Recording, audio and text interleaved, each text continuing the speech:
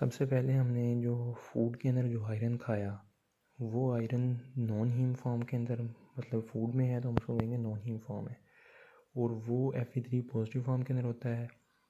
ड्यूडिनाइल cytochrome B जो यहाँ पर मौजूद है, ये इस Fe3 पॉजिटिव को कन्वर्ट कर देगा, Fe3 पॉजिटिव को Fe2 पॉजिटिव में कन्वर्ट कर देगा, और फिर ये जो Fe2 पॉजिटिव है ये DMT1 के ज़रिए से अंदर आएगा, STEAP3 के ज़रिए से ये कन्वर्ट हो जाएगा Fe3 पॉजिटिव के अंदर।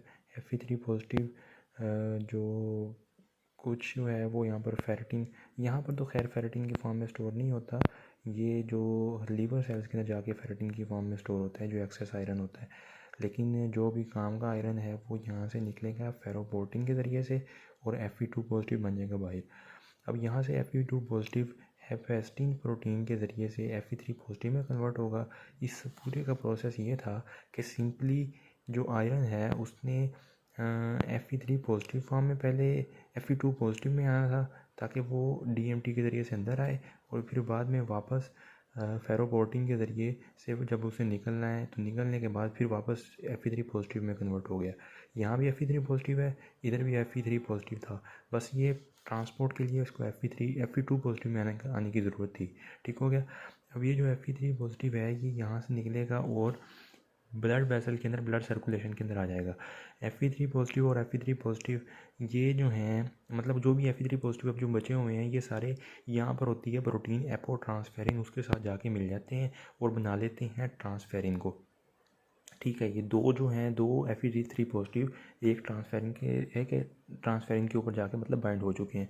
अब ये जो ट्रांसफेरिन है ना ये जाएगी, इसने अब मेजर काम होता है आयरन का बोन मैरो के अंदर जाके प्रोडक्शन करना हीमोग्लोबिन की। तो अब इसने जो है क्या करना है कि यहाँ से ये निकलेगी और जो दो काम, मतलब एक तो ये है कि इसने जाके बोन मैरो के अंदर जाके प्रोडक्शन करनी है, और दूसरा वही कि फेरेटिन के अंदर कन्वर्ट हो जाएगा, लीवर के अंदर जाके फेरेटिन की फॉर्म में स्टोर हो जाएगा। अभी हम बात करते हैं कि यहाँ पर ये कि इधर ये क्या काम हो रहा है। तो ये जाएगा पहले एरिथ्रोब्लास्ट के अंदर। ये जिस तरह लिखा भी हुआ है कि बाइंड्स TFR ऑन एरिथ्रोब्लास्ट, तो एरिथ्रोब्लास्ट के अंदर जाएगा, उसको हम डिस्कस करते हैं। ये क्या जी, ये ट्रांसफेरिन था, सर्कुलेटिंग ट्रांसफेरिन, ये आया ये एरिथ्रोब्लास्ट सेल है हमारा, एरिथ्रोब्लास्ट के अंदर आया, और एरिथ्रोब्लास्ट के ऊपर मौजूद था ट्रांसफेरिन रिसेप्टर, उसके ऊपर आके ये ट्रांसफेरिन बाइंड हो गया। इसी ट्रांसफेरिन रिसेप्टर के ऊपर HFE जीन जो है वो भी यहाँ पर ही मौजूद होती है, और ये HFE जीन दोनों जो हैं वो सेम ट्रांसफेरिन रिसेप्टर के ऊपर आके अटैच हुए हुए हैं। तो इसका मतलब है कि ये इनकी जो प्रोडक्शन है वो भी सिमिलर है, और मतलब काइंड ऑफ हम ये इम्प्लाई करना चाह रहे हैं कि HFE जीन जो है ना वो ट्रांसफेरिन को कंट्रोल कर रही है। ठीक है, सिंपल, अभी इतना इसको लेके चलते हैं। अच्छा, जब ये यहाँ पर आके ट्रांसफेरिन अटैच हो गया तो इसने क्या करना है कि ये जो सारे का सारा है इसने एंडोसोम बन के अंदर जाना है, और ये होगा ऐसे by receptor mediated endocytosis. Receptor mediated endocytosis के ज़रिए से ये एंडोसोम बन के अंदर चला जाएगा, और ये एंडोसोम अभी अंदर आ गया। अब ये एंडोसोम जो है यहाँ पर इलेक्ट्रॉन जो है इसको मिलेगा बाहर से, मतलब एसिडिक इन्वायरमेंट क्रिएट होगा, pH जो है वो 5 के करीब जाएगी, 5 बन जाएगी बल्कि, pH 5 होगी। और ये स्टीप थ्री एक फेरो रिडक्टेज है, और मेरा ख्याल है कि शायद ये जो है ना यही स्टीप 3 है। तो ये इलेक्ट्रॉन जो है इसके अंदर से यहाँ अंदर आया, यहाँ पर जो Fe3 पॉजिटिव की फॉर्म के अंदर मौजूद था, इलेक्ट्रॉन गेन करने के बाद ये Fe2 पॉजिटिव बन गया, और Fe2 पॉजिटिव फिर DMT1 के ज़रिए से यहाँ से रिलीज़ हो जाएगा। जिस तरह से यहाँ पर DMT1 जो है, अच्छा ये DMT1 यहाँ पर एंट्री का बायस बन रहा था, लेकिन यहाँ पर जो DMT1 है वो इसकी एंडोसोम से रिलीज़ का बायस बन रहा है। ये एंडोसोम था ना, तो एंडोसोम से रिलीज़ का बायस बन रहा है। अब DMT1 अच्छा, अभी जो आयरन है ना, इस आयरन का अब रिलेशन है इस IRP के साथ, वो क्या है वो देखते हैं अभी हम।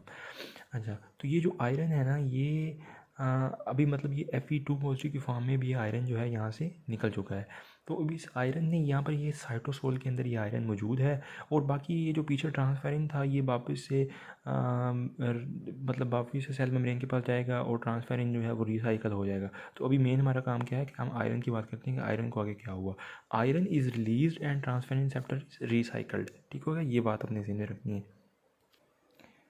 अच्छा, नेक्स्ट चीज़ जो है वो ये है कि अब वो जो IRE एक ना, अब फेरेटिन की जो जीन होती है ना उसके ऊपर IRE का एक स्टेम लूप होता है। उस IRE के ऊपर हमने यहाँ पर जो ये बात की थी IRP की, वो IRP इसके ऊपर आगे बाइंड होना होता है असल में। लेकिन असल में पता क्या होता है कि जब नॉर्मल आयरन की कॉन्सेंट्रेशन सेल के अंदर मौजूद है तो वो जो आयरन है ना वो IRP के साथ बाइंड किया हुआ होता है। और जब वो उसके साथ बाइंड होगा तो फिर वो इस IRE के ऊपर आके अटैच नहीं होगा।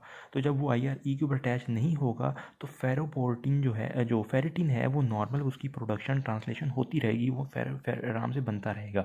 लेकिन जब सेल के अंदर कम हो जाता है आयरन जो है वो कम हो जाता है, तो कम आयरन की वजह से ये जो IRP जो है ना वो इस मतलब इस जीन के ऊपर आके अटैच हो जाता है। अटैच हो गया और वो ट्रांसलेशन जो है वो रुक जाती है, फेरेटिन बनना स्टॉप हो जाता है। इसलिए हम लोग कहते हैं कि इसकी जो ट्रांसफेरिन रिसेप्टर है वो इन्वर्सली प्रोपोर्शनल होता है फेरेटिन के, कि जितना कम आयरन मौजूद होगा सेल के अंदर उतना ज़्यादा ये TFR बनेगा, और उतना फिर जब वो ज़्यादा होगा, TFR ज़्यादा होगा तो ज़्यादा से ज़्यादा आयरन बनेगा और वो ज़्यादा से ज़्यादा फेरेटिन की प्रोडक्शन में रोल प्ले करेगा। और जैसे ही फेरेटिन ज़्यादा होगा तो ये TFR जो है वो कम हो जाएगा, यानी इसका इन्वर्स रिलेशन हो गया इसका।